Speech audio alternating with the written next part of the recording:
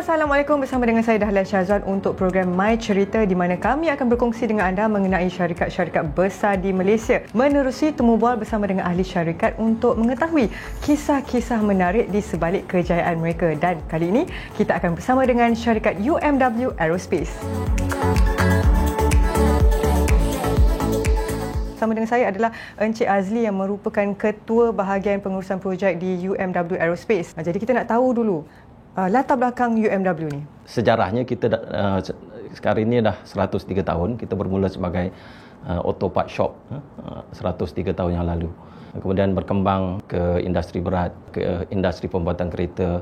Dan bila kita fikir apa kita nak buat 100 tahun ke depan lagi, Aerospace memberi peluang kita untuk terus aktif dalam industri untuk 100 tahun ke depan, kerana kontrak dalam industri ini jangka panjang.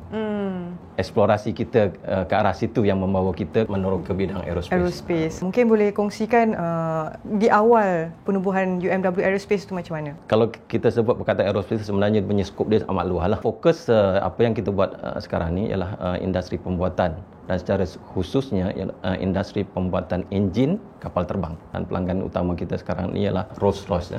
Itu yang kita nak tanya tentang pelanggan utama, klien utama ni, iaitu Rolls-Royce. Dan kalau bagi mereka-mereka mungkin familiar dengan Rolls-Royce sebagai pengeluar kereta mewah kan. Macam mana permulaan kerjasama ni? Dia sebenarnya bukan saja kereta.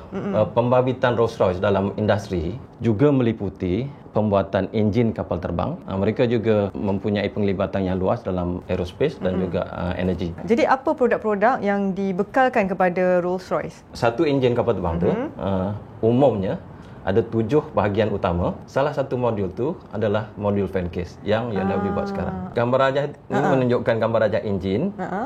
Bahagian yang berpusing tu dipanggil fan blade. Yang merangkumi fan blade itu dinamakan fan case. Yang kita bekalkan ke Rolls-Royce ialah casing itu. Satu enjin biasanya ada lebih kurang 30,000 komponen. Yang dipasang sekali. Jadi modul yang UMW bekalkan ke Rolls-Royce ni, dia mengandungi lebih kurang 3,980 komponen. Jadi bagaimana dia support enjin tu? Fan case ni bahagian depan enjin. Okey, dia tutup kipas yang bergerak tu. Kipas tu berpusing untuk membolehkan enjin naik. Jadi bayangkan bebanan untuk menggerakkan enjin tu.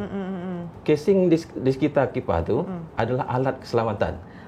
So dia adalah alat safety alat keselamatan. Inilah. Okey, faham. In the event of salah satu blade tu patah atau ada accident kan, itulah satu-satunya alat keselamatan untuk mengelakkan kecelakaan kepada keseluruh enjin dan juga pesawat. Kalau kereta ada masalah, enjin kereta ada masalah, kita boleh berhenti tepi jalan. Tapi kalau kapal terbang, kalau enjin ada masalah, kita tak boleh berhenti. Jadi maksudnya aspek keselamatan produk sangat-sangat penting. Saya diberitahu bahawa sebenarnya tempoh masa yang diberikan untuk UMW Aerospace untuk membekalkan fan case ni adalah 3 tahun ya? Memang sasarannya untuk memulakan pengeluaran dalam tempoh 3 tahun selepas kontrak lah. Tapi betapa hebat dan membanggakannya apabila UMW Aerospace berjaya melakukannya dalam tempoh 27 bulan. Betul. Awal daripada apa yang dijadualkan. Ceritakan kepada kami the struggle untuk memulakan sesuatu tanpa ada pengalaman sebelum ni dan tanpa ada benchmark sebelum ni. Kami memang tak ada pengalaman dalam industri aerospace ni. Ini pengalaman pertama. Dan bila kita sign kontrak pada tahun 2015 tu, kita cuma ada sekeping tanah. Daripada tanah kosong tu, step pertama kita perlu bangunkan kilang. Bila kita dah ada kilang, kita kena isi kilang itu dengan peralatan pembuatan. Kemudian bila dah ada kilang, dah ada mesin, dah ada peralatan, kita kena ada orang yang akan buat semua kerja tu. Dan orang masuk pun tak boleh terus buat kerja. Kita kena latih dulu, dapatkan skill yang sebenar. Bila dah ada orang pun, bukan semestinya kita boleh terus hantar. Proses pembuatan yang kita bina tu, semuanya memerlukan kelulusan. Kita melalui proses audit, lebih kurang 42 audit. 42 audit meliputi 17 proses. Jadi itu satu pengalaman yang unik.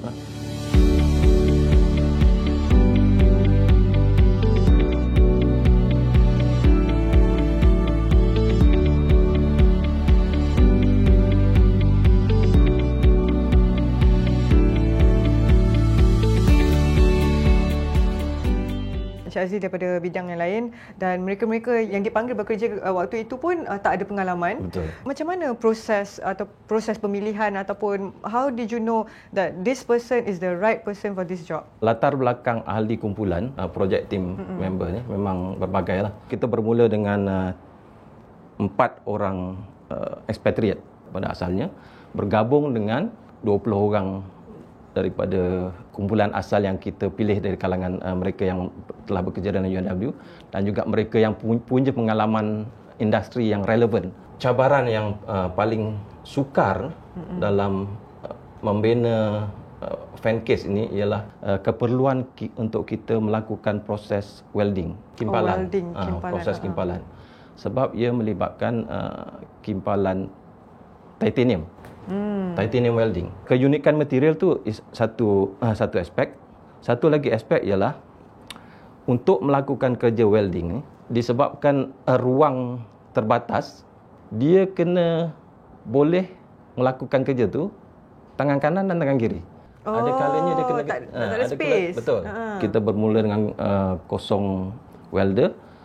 Hari ini kita dah ada 12.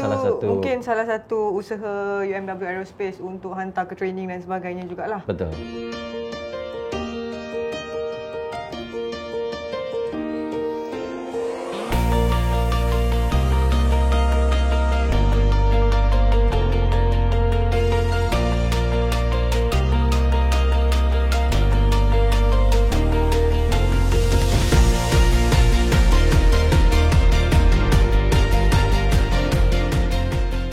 Pada ketika itu, sepanjang tempoh untuk menyelesaikan tugas tersebut, macam mana nak pastikan moral setiap pekerja ketika itu di tahap yang sepatutnya? Daripada awal lagi, kita lebih melihat kepada perwatakan orang tu sebelum kita lihat skillnya. Tapi yang pertama sekali yang jadi kriteria ialah attitude dulu. Jadi pendekatan kita ambil satu konsep yang dinamakan high performance culture dan kita tekankan kriteria itu kepada setiap ahli kumpulan. Dalam setiap perjumpaan kita mulakan dengan positive vibe dulu. Positive vibe. Bila semua dah ada attitude yang baik sekalipun, kita perlu budaya kerja yang positif di mana setiap ahli kumpulan sentiasa memberi galakan kepada rakan yang lain. Saya lihat bisnes ini ataupun projek ini memberi banyak peluang pekerjaan juga. Dia selaras dengan hasrat kerajaan atau kerajaan Malaysia untuk meletakkan Malaysia ini dalam kelompok negara yang mempunyai pekerjaan berkemahiran tinggi. Kalau kita tengok sekitar kita kan, kebanyakan pekerjaan yang berkemahiran rendah tu bukan orang kita yang buat. Iyalah, jadi kita nak cipta pekerjaan untuk rakyat kita, bukan untuk rakyat orang lain. Betul. Itu sangat penting.